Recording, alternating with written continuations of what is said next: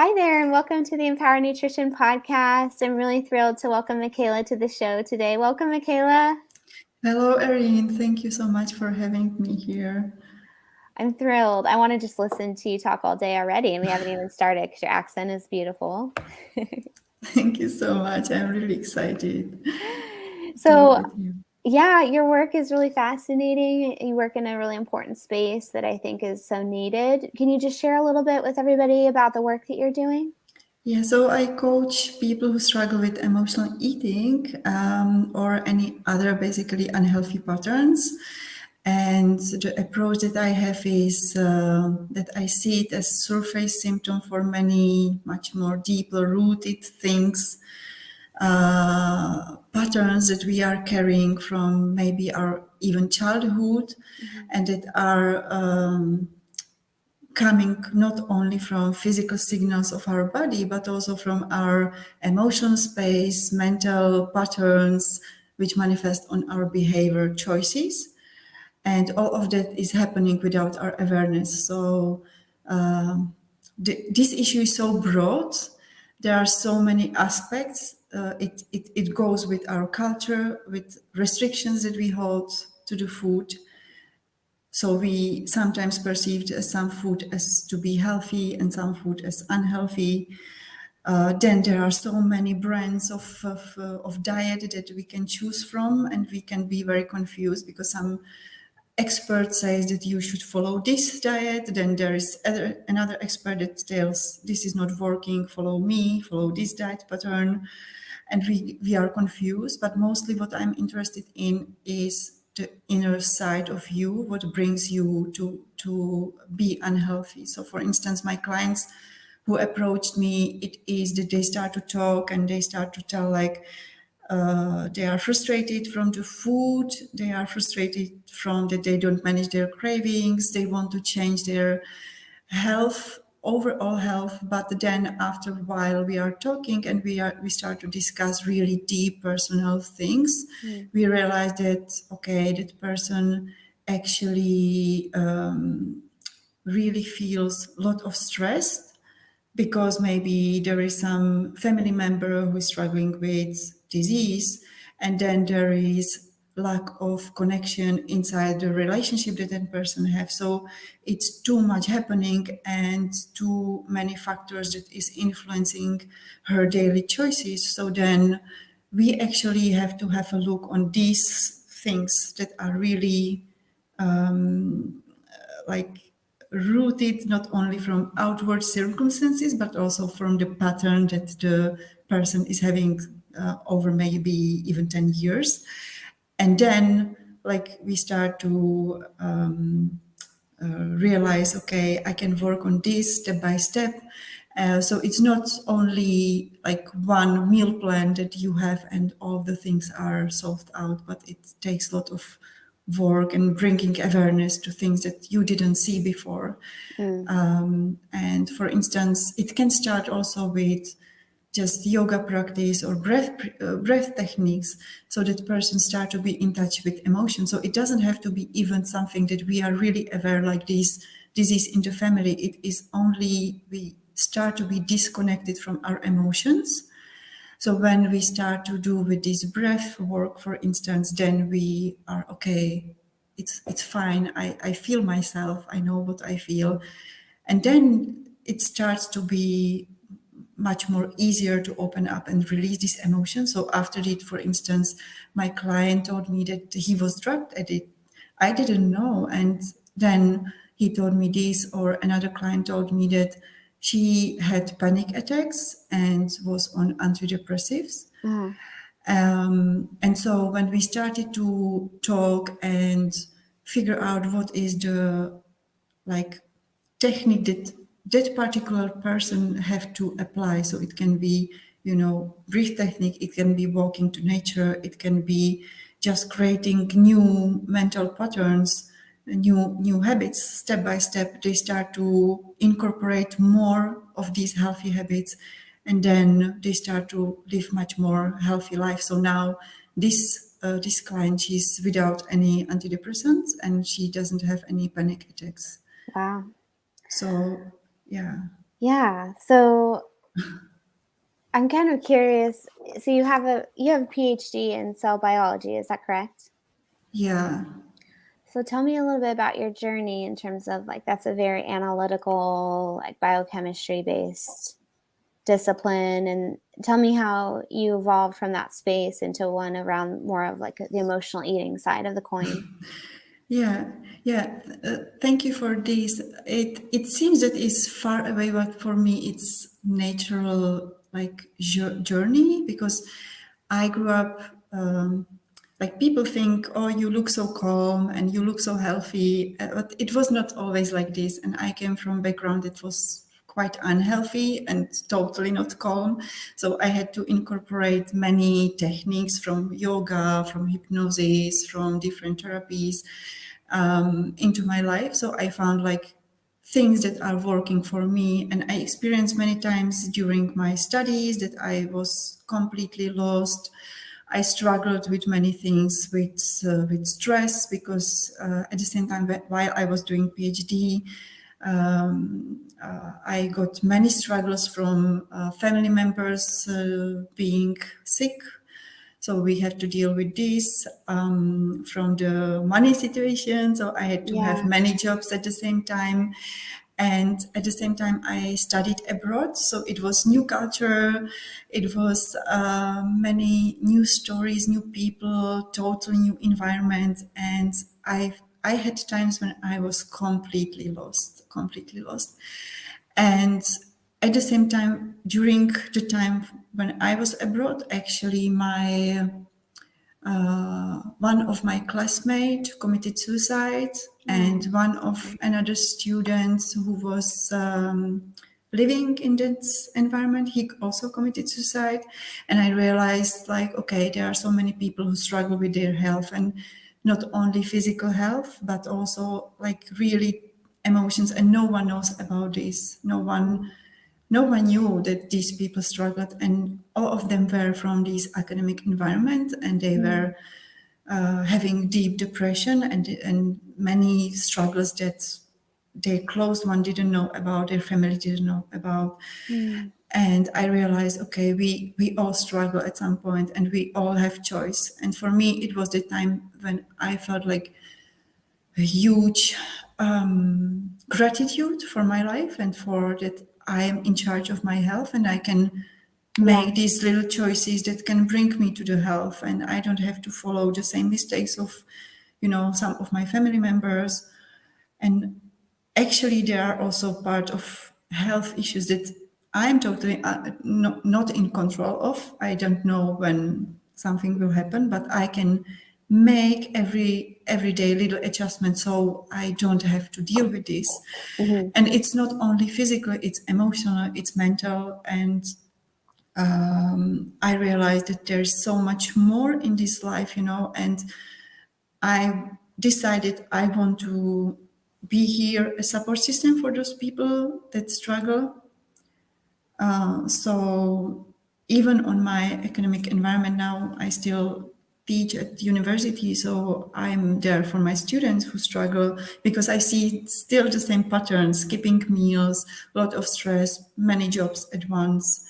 And it is often rooted in that patterns that we have from childhood, from different defense mechanisms. And it's important to know how to deal with it, so you know that you don't have to live these things, and this pattern is not who you are. You can really create yourself, and that also goes hand by hand with the coaching, because during many yoga practices, I felt always like need to change different teachers, because everyone brings something and I pick on that, but it was not really authentic truth for myself. But with coaching, it was first time when I actually realized, okay, this is something that I actually did for myself whole life, and for other people as well, by questioning and by bringing awareness and asking what is helping them. So it's natural process for me. And so yeah, that's the story in nutshell, so to say. Okay. Well, so I guess one question is, I don't know if you find this, but sometimes I find that people may not even fully realize that they are emotional eating. Absolutely. Yeah. So, yeah, maybe you can kind of describe like what is emotional eating? What does it look like? How do you know if you're doing that? Yeah, so there are many ways how we can have a look on it. It's basically, for me, as I understood this whole situation, it is not only that you have intensity of emotion, so you grab some junk food. It is basically, for me, the situation when you feel that something is out of control in your life. It can be on emotional level. It can be that you are actually bored. You are lacking fulfillment. There are many different triggers that is different for every one person. It can be sadness of from losing someone. It can be divorce, like with my clients. That was his actually issue from unhealthy patterns, because he was divorced and he was lacking trust in himself that he can commit to any healthy relationship, and he felt like, okay, this is totally out of my control. And he was actually really good at his job. He had amazing job. He was a high achiever. He was traveling around the world, but he didn't have this confidence in himself in this relationship. So he was trying to numb this intensity because there was void inside of them, and he wanted to fill this void with something. So he was escaping from that intensity to unhealthy food patterns, to alcohol. But it can be not only to grab the food, it can be also escaping to traveling. It can be escape to alcohol, drugs. It can be also procrastination. It is just like unhealthy coping mechanisms with emotions. So if you go to a restaurant and buy nice food, it's nothing wrong with it. It's nothing wrong with take chocolate. It's nothing wrong with to, I don't know, to take cake. But if you notice that you actually really are maybe in loop of sadness, anger, and all these emotions that are just too much, and what you do is maybe that you skip the meals and then you feel hungry. And this is what is happening. We skip the meals, we feel hungry, and then we cause all the hormonal disbalance. And we may grab the chocolate, so our glucose level is high. We have this roller coaster of sugar levels. So we are totally out of control, not only of our emotions, but we start to distrust our body because we don't understand why we have such cravings. And it's all the mess and all the, loop of things that are happening to us. Yeah. So for me, it's really broad issue, is multi-level. So it can be when we are bored. It can be when we are too stressed. It can be result of people-pleasing tendencies.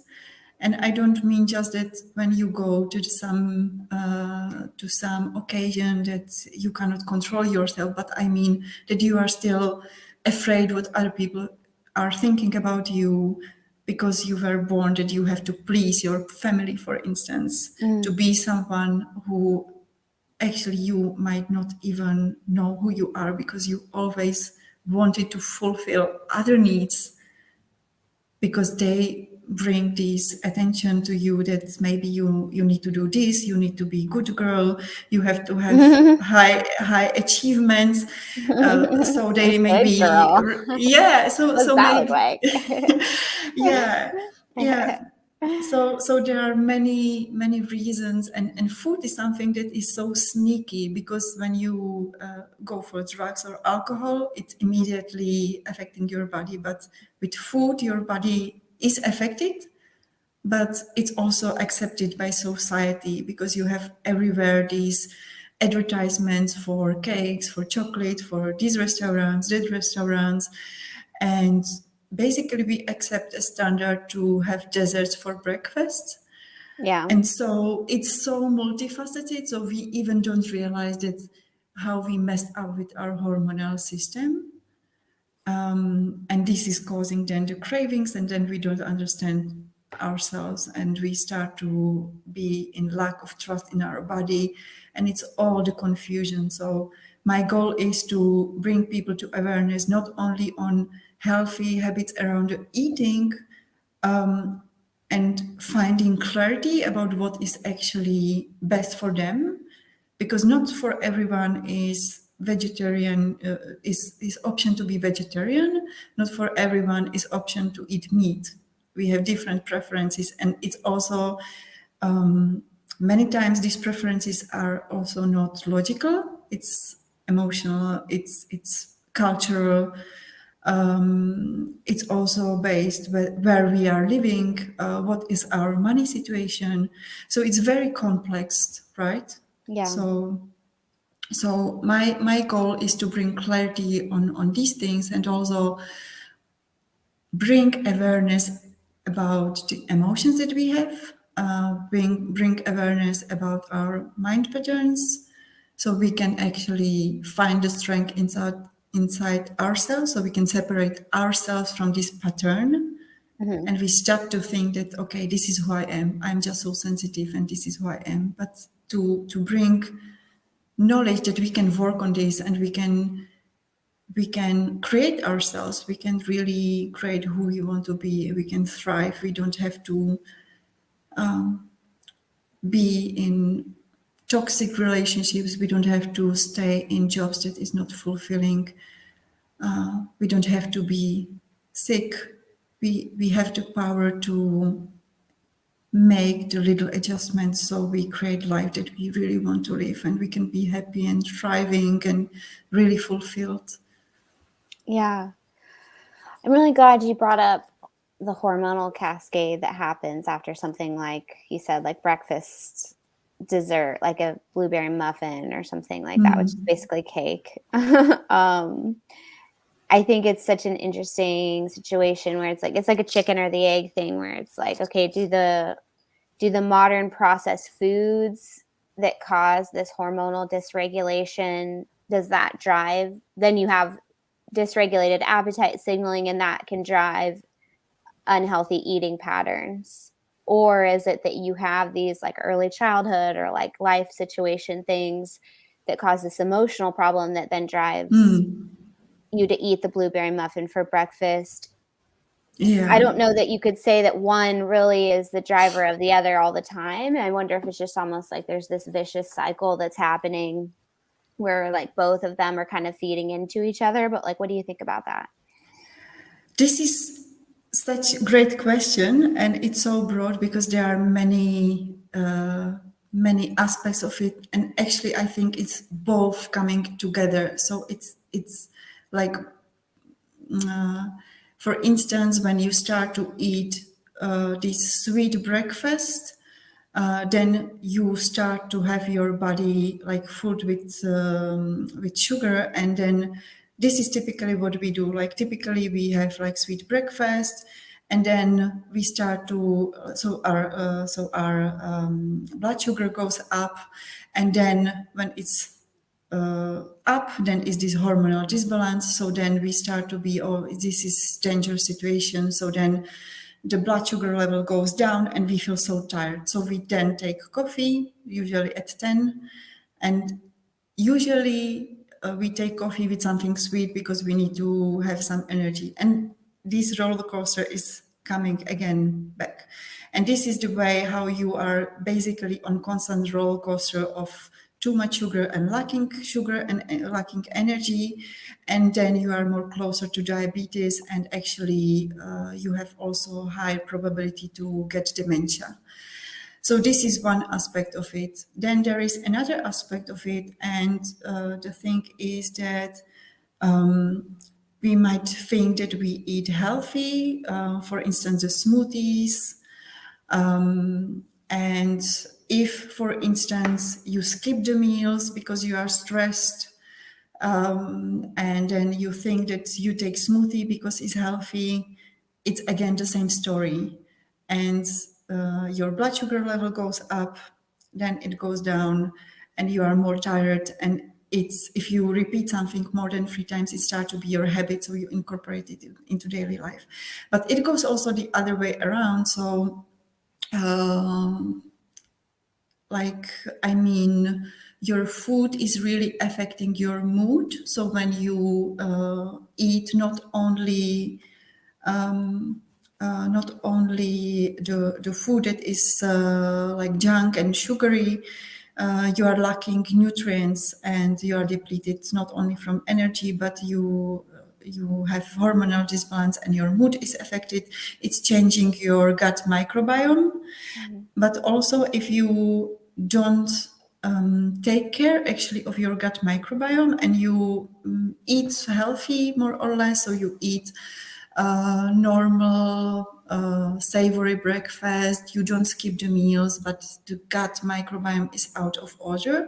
It is connected through nervus vagus with our brain, so it's affecting the hormonal system as well. So there was actually really nice research that was done on people who had different mental bipolar diseases and different mental diseases. And when they moved their microbiome into healthy mouses, they started to have the same symptoms only because of the change of microbiome. So that is also the thing. There is a really nice book about connection food and mood. So which food we can incorporate to our diet. So our mood is changing. So some people, for instance, have all these emotional and mental patterns. And actually, if they start to make little changes with the food, they can change their mood as well. So then they have more energy to cope with the mental processing and emotions that they need to process. So it can be start not only what I described earlier to bring awareness to emotions, but for some people it can be actually to start with new really dietary choices. And with these, they can support their mood, and that would be the first step that they will do, and this will support to work more deeply with the emotions and mental patterns. So it can be it's everything links together. Yeah, it absolutely does. I agree. I think it's so interesting that you're an emotional eating coach, but what I'm hearing you say is that you can't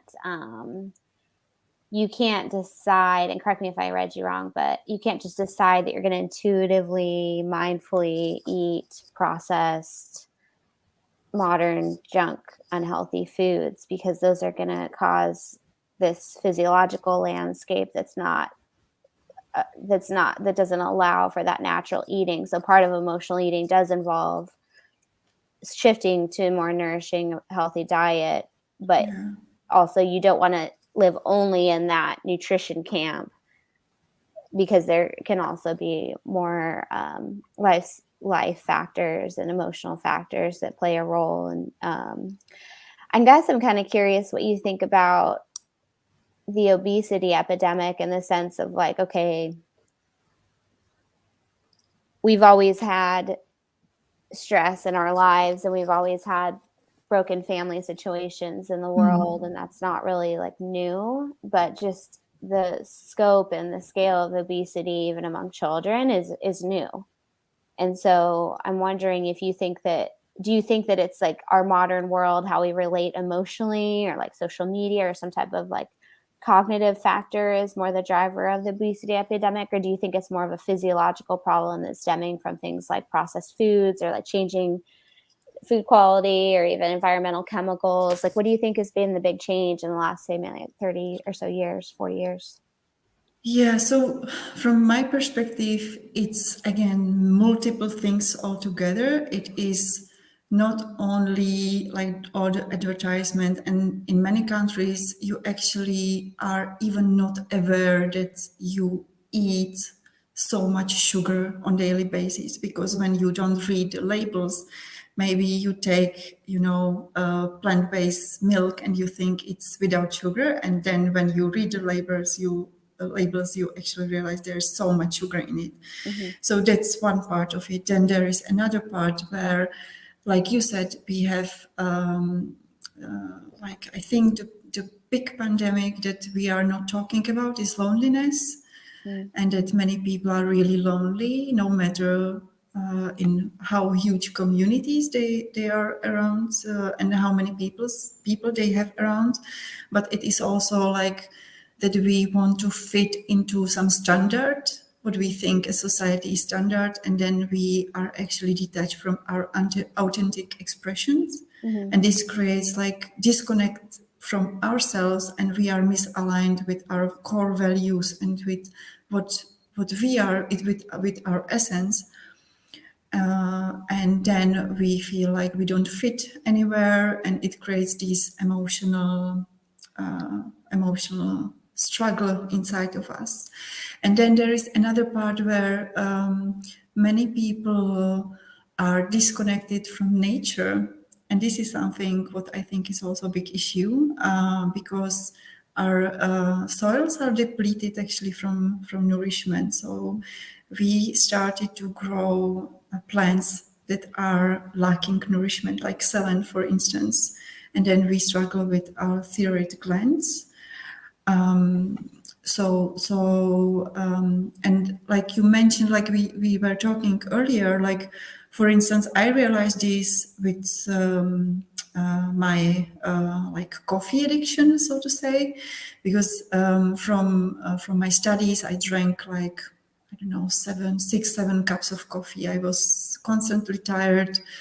And I thought that I eat more or less healthy, but again, it was like that. I feel tired, so I need coffee, without addressing why I feel tired, why I feel stressed Mm-hmm. in the first place. But then when I was, for instance, like going out and I collected herbs and incorporated like herbal tea and start my day with herbal tea, then I realized I don't feel actually tired and I don't need any coffee in the day, and there is no headache and I don't have any these addictive symptoms. Yeah. And so I realized that, okay, for me, in my case, it was when I am in nature and I am around the herbs and I am like really connected with myself. I feel like, there is no pressure and I feel good. And immediately when I realized it, it started to be just this, like I mentioned, this awareness, and I became aware, like, okay, what is cause for me to drink the coffee, what is cause for me to grab chocolate or whatever.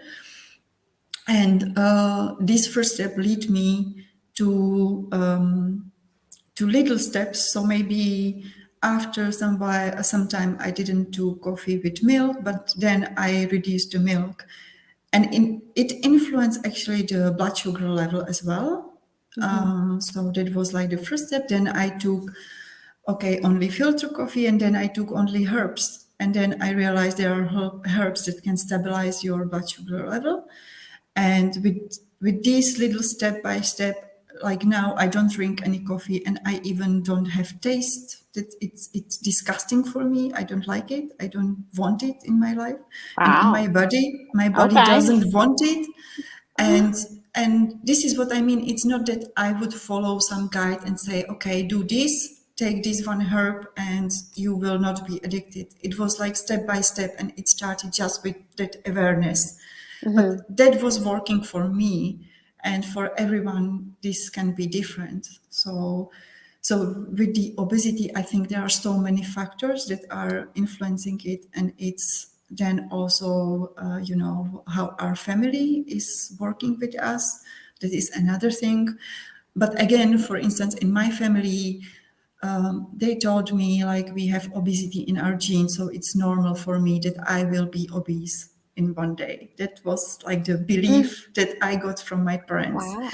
And they told me like, okay, I will be obese, or if I will not be obese, I will have cancer like my family members. And this was so like terrible to hear. And I was thinking at that moment, okay, I have choice. I really felt like I have choice. I can start to believe to this and start to basically do whatever just to fulfill this prophecy, or I can really decide that I want to be healthy and take health into my hands. And it's not only with the food, but it's also about nourishment of my emotional body. It's also with nourishment of my mind. So I start to really work, and really hard work on all these mental patterns that I had, and everyone has. It's just whether they are serving us or not, you know. Yeah. So yeah, I guess that it's really also much more time it is about our choice. When you search for statistics, actually 36% of our health is only affected by our daily choices of food, Yeah. of daily habits. Then there is a huge part that is our environment. And this also, so it means not only whether we live in the city or some suburb environment, but it's also accessibility to medical system, because there are still countries which don't Yeah. have medical system, right? Yeah. So this is also part of the health. But if we have this accessibility to good medical health system, when we have like really choice whether we can grow up some food, or whether we can think more about the packaging, we can maybe add a little herbs that can support our health, then it's really like from a huge part really our choice.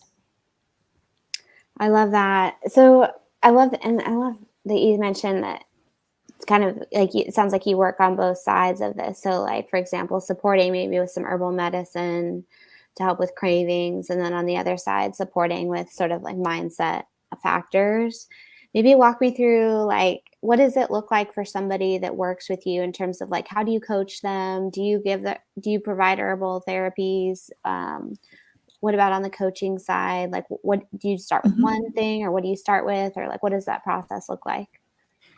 Yeah, so as I mentioned, like I don't actually like the approach that there is one pill that you should take and that's all.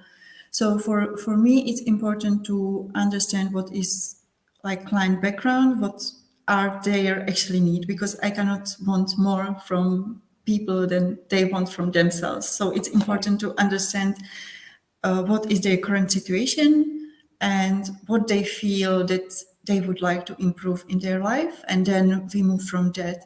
So it takes like couple of meeting in the beginning. First meeting I give for free, so we have like this discovery vibe call where we understand each other, and it's also important for me so clients feel that they can trust me. So it's crucial to create space where they can be really authentic and they can share things that they struggle to share with other people, and they feel that it's safe for them to say it, because Mhm. that's the only way how we can really bring that awareness. And there is no shaming, there is no judgments, nothing of that. There is just pure discovery of where you are at and what do you want to bring into your life. Mhm. And I have support from nutritionist perspective, so we can create meal plan for the clients as well. And I focus on the coaching perspective, so really questioning, creating space for making decisions of better quality, Mhm. and that way to create better quality life. And it's whole program where we go. I work one-on-one session, but I have also the program where we go from nutrition through specific things that I experienced with my clients and students and my family members. That is important to talk about and to discuss. But yeah, there I also, beside coaching, I work with these breathing techniques, with yoga techniques that I can teach clients so they can incorporate this into their life if they want. And yeah, I love herbal medicine, so this is something that I can help you as well. So Awesome. yeah. Cool. And if people want to learn more, and like, so I do love how you have like a bunch of freebies on your website. So for example, like I saw you have the 10 herbs that help to control cravings, and you've got the way to set up that vibe call. Where can people head to check that out and learn more about your work? Yeah, so you can visit my web pages, Michaela Czernekova is my surname, and it's CZ because I'm based in Czech Republic, so that's how you will remember. And there is book a call, so you can book a free session there, and we can either you can either get idea about first steps that are good for you to take, or you can decide that you would like to go through a whole coaching process, or just to get some like advice from my experience. So all is possible. Amazing. Well, thank you, Michaela. I really loved our discussion around emotional eating, and just there's so much to think about here, but it's wonderful that you're available as a resource to learn more about how to address both the hormonal and like metabolic landscape of this, and then the emotional side as well. And I find there's few people that really acknowledge both sides of this. I find there's a lot of camps that are like, it doesn't matter what you eat, just only work on like your mindset and your thinking. And then there's the people that are like, it doesn't matter what your mental health or your mindset or your thinking is like, just control your food. I think it's easier cognitively for people to live in one camp or the other, and that might be maybe more sexy and it might sell better. But in the end, I think both of us have learned over the years that you really can't address only one of those things. It Yeah. has to usually be both for most people. So it's wonderful that you provide that balanced approach. Thank you so much, Erin. Thank you. Yeah, thanks for coming on, and look forward to chatting with you again soon. Yeah. Thank you so much, Erin. Looking forward to it. Same. Take care. Take care. Bye.